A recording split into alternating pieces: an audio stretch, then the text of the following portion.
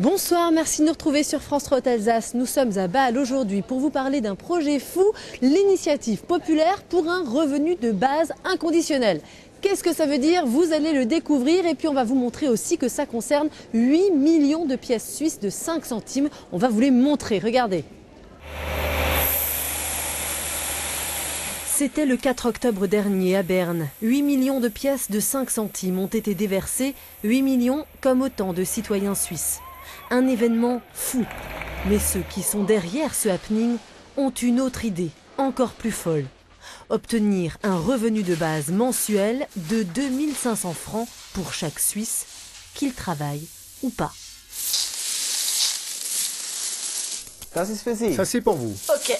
Oh, c'est trop lourd. J'arrive pas à le soulever. Impossible. Et pourquoi est-ce que vous me donnez ça?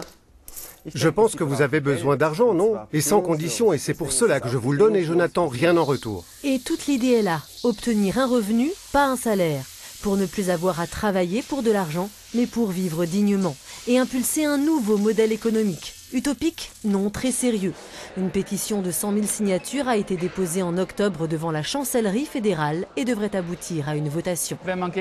Ceux qui sont contre un revenu pour tous sans contrepartie disent qu'il est impossible à financer. Et ce n'est évidemment pas vrai. Ce qui manque simplement, c'est la volonté politique. Et c'est pourquoi en Suisse, nous organisons un référendum pour que chacun puisse voter et dire si c'est une idée folle ou une bonne idée.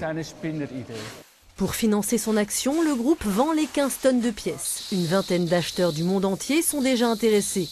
L'idée n'est pas de vendre au plus offrant, mais à celui qui donnera une deuxième vie à ce projet. Alors, qui sera le Guillaume Tell des temps modernes?